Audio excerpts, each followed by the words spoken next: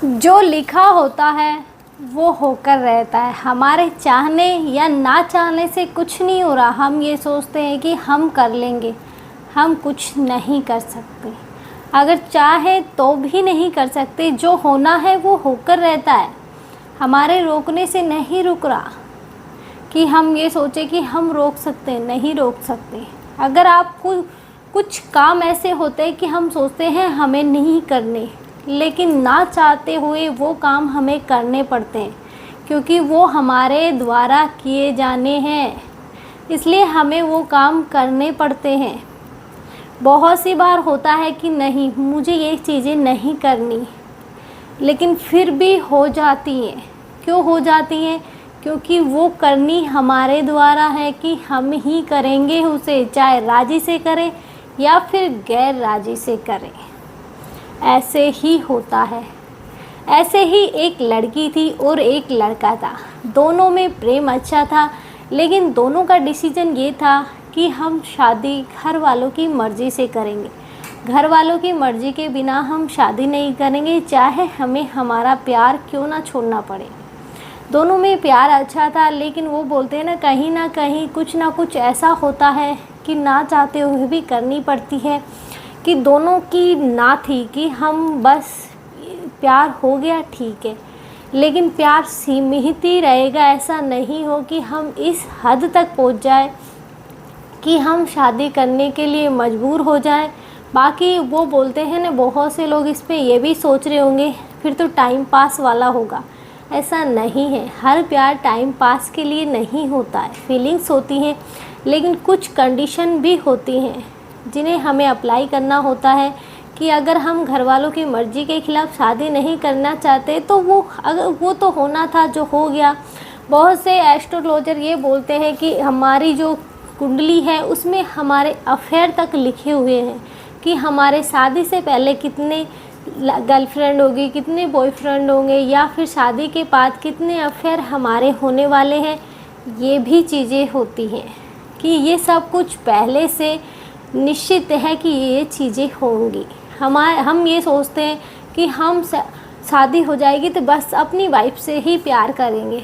अगर आपकी किस्मत में किसी और से प्यार करना लिखा है, उससे अफेयर करना लिखा है, तो आपका अफेयर उसके साथ होगा और ज़रूर होगा। आप नहीं टाल सकते उसे, क्योंकि ये सब पहले से है। क्योंकि जो बड़े बड़े इंसिडेंट होते हैं वो ऐसे ही नहीं होते।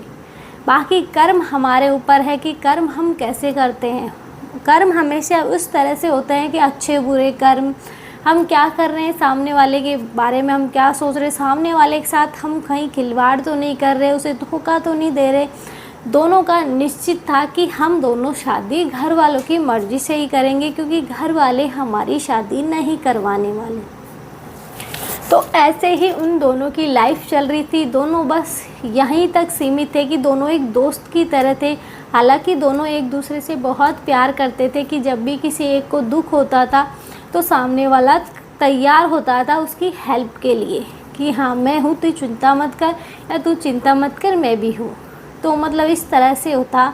बाकी ऐसा कुछ नहीं था। बहुत से लोग गलत भी सोच लेते हैं। यहाँ इनकी गाड़ी ऐसे ही धीरे धीरे चल रही थी। ये मतलब लास्ट एंड तक कुछ नहीं सोचा था कि हम शादी करेंगे या नहीं करेंगे, लेकिन वो बोलते हैं ना कि जब भगवान ने शादी लिख रखी है तो वो होनी निश्चित है। फिर ऐसे ही जो लड़की थी वो अपने घर में आराम से बैठी हुई थी कि उनके घर में कोई फंक्शन वगैरह हो रहा था, और फिर लड़की उस टाइम अकेली थी।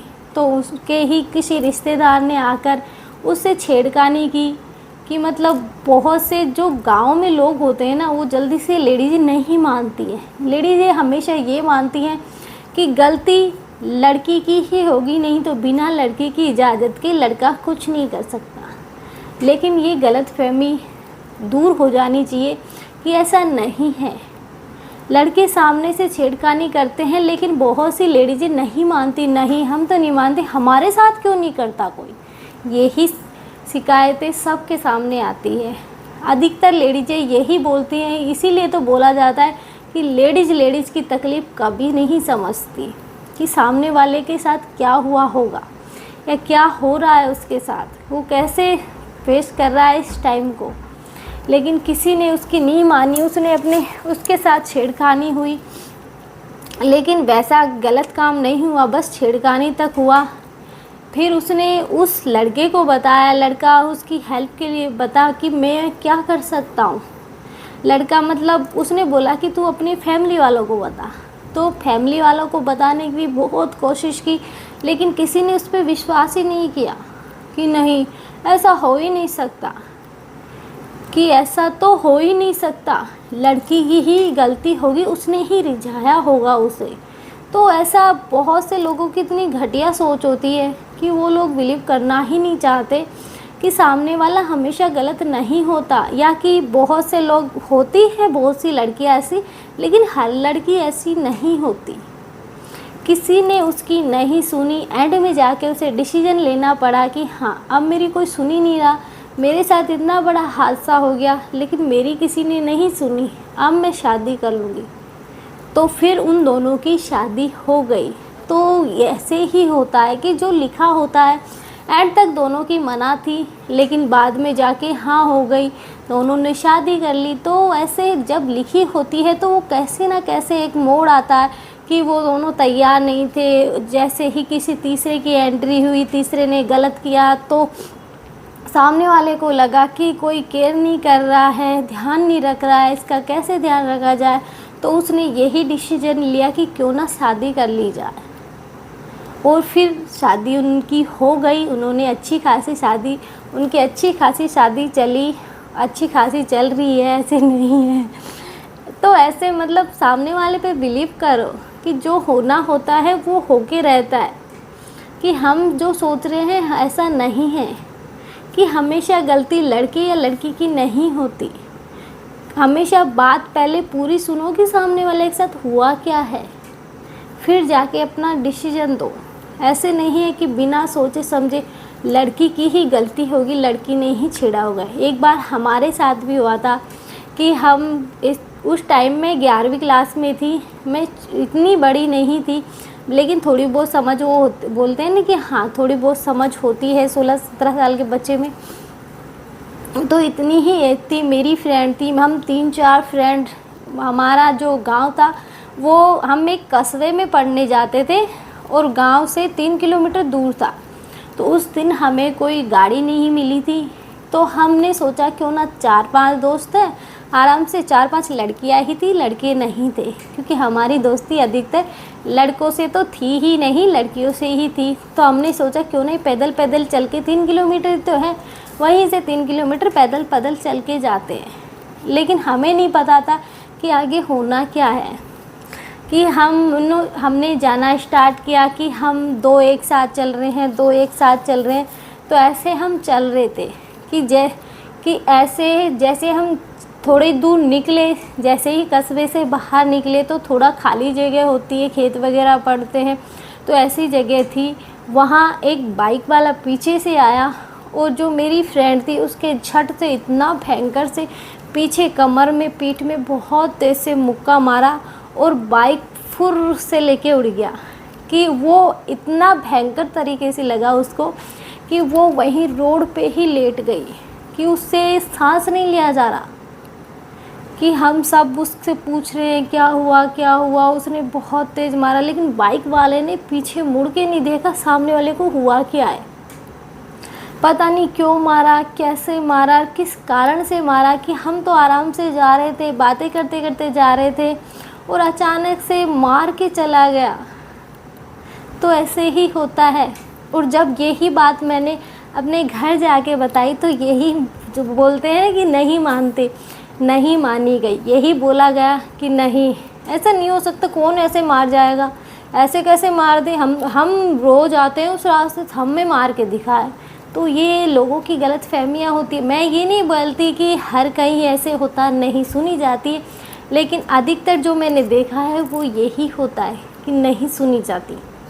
तुम सुन के तो देखो, क्योंकि ये तो मेरी खुद की, मेरे बराबर में चल रही है उसकी बात है कि उसके मार के चला गया। उसकी हालत इतनी कि झट से पीछे से कोई स्पीड से गाड़ी आ रही है और फट से कमर में मारा और चला गया। और वो इतनी पसर गई कि उसकी हालत ख़राब हो गई। तो क्या कंडीशन रही होगी, ना इधर के ना इधर, ना घर के ना घाट के। अब तो ना कस्बे में रहे ना गांव में पहुँचे, रास्ते में ही रह गए।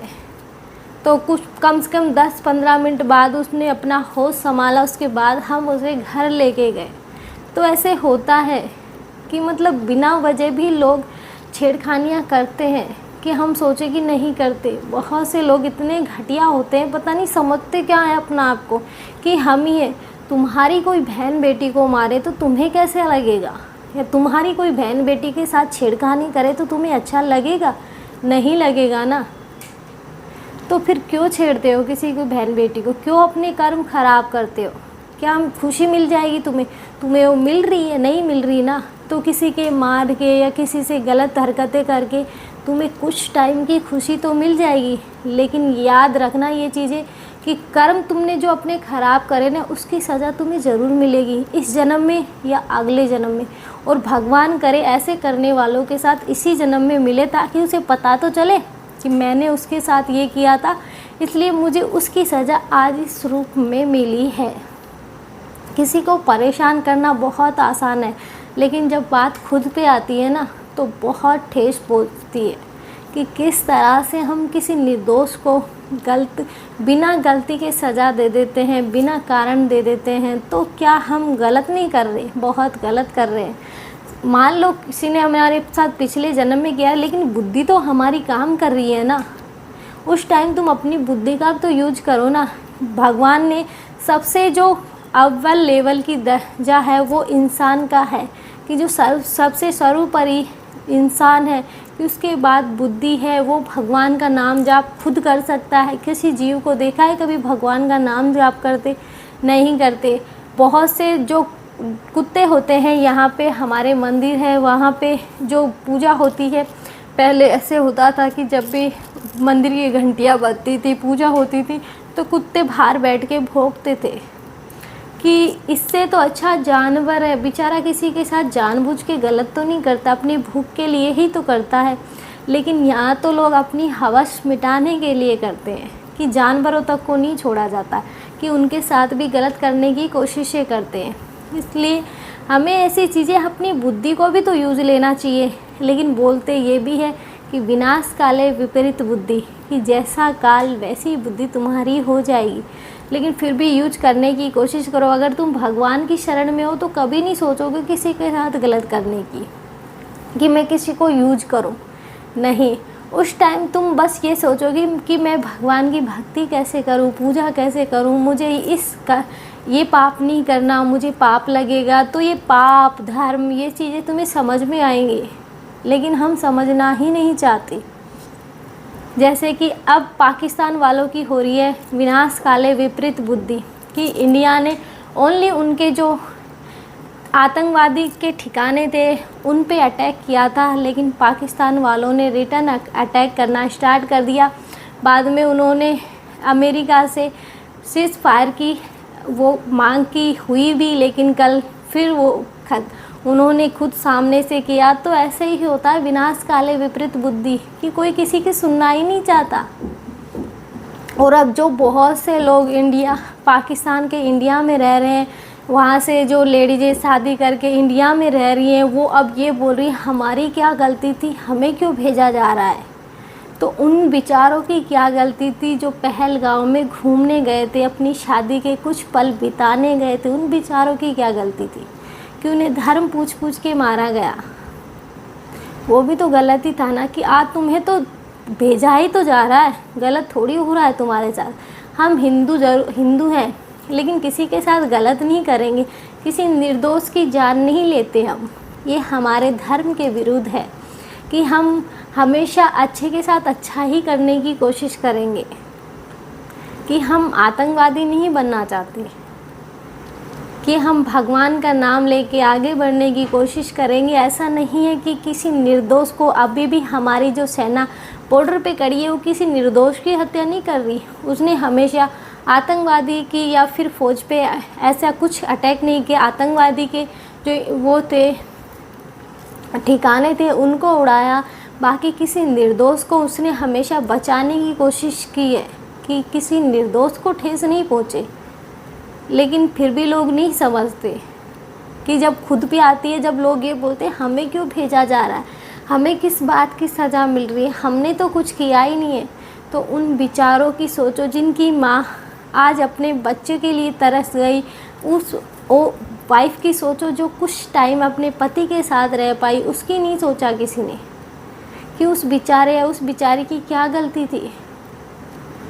तो फिर लोग ये आज पाकिस्तान की लेडीज़ जाते टाइम ये बोल रही है हमें क्यों तकलीफ़ दी जा रही है। तो तुमने भी तो तुम उन लोगों ने क्या गलती की थी, फिर भी पाकिस्तान वालों ने सज़ा दी ना। लेकिन जो होना होता है वो होके रहता है। आज तुम इतने टाइम के लिए यहाँ पे रह रही हो, आज तुम्हें जाना पड़ रहा है, कहीं ना कहीं ईश्वर की मर्ज़ी होगी इसलिए जाना पड़ रहा है। लेकिन जो होता है अच्छे के लिए होता है, यही सोच के जाओ। इसलिए जो होता है अच्छे के लिए होता है, लेकिन हमेशा अपनी बुद्धि का यूज करो। ऐसा नहीं है विनाश काल है तो बुद्धि भी उसी तरीके से काम करेगी। ऐसा नहीं है कि तुम्हारा ख़राब टाइम चल रहा है तुम अच्छी बुद्धि यूज करोगी, नहीं कर सकती। आज के लिए इतना ही। जय श्री राम। कुछ गलती हुई हो तो उसके लिए सॉरी।